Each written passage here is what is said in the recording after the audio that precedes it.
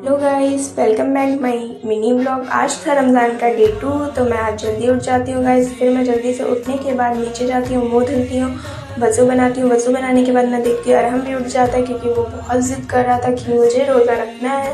वो सहरी भी करता है बट रोज़ा नहीं रख पाता, क्योंकि उसको बड़ी भी रोज़ा नहीं रख पाती हैं।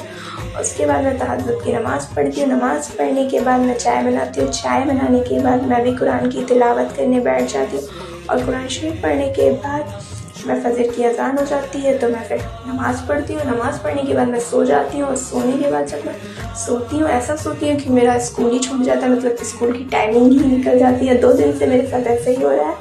और फिर मैं इसके बाद उठती हूँ, फिर मैं सोचती हूँ कि ट्यूशन चले जाते हैं पढ़ाने, क्योंकि एक जगह तो लॉस हो ही चुका है। फिर वहाँ जाने के बाद मैं वहाँ से आती हूँ, तो फिर मैं पढ़ती हूँ ज़ोहर की नमाज़। ज़ोहर की नमाज़ पढ़ने के बाद फिर मैं निकल जाती हूँ मार्केट के लिए, क्योंकि आज था फ्राइडे, और जो लोग बाराबंकी से हैं वो लोग जानते होंगे फ्राइडे मार्केट। और फिर मैं मार्केट जाती हूँ। वहाँ से आने के बाद मैं देखती हूँ मम्मी प्रिपरेशन कर रही होती हैं अफ्तारी के लिए, क्योंकि आज वो अकेले गई थी, क्योंकि मैं और मेरी बहन तो मार्केट ही गए हुए थे।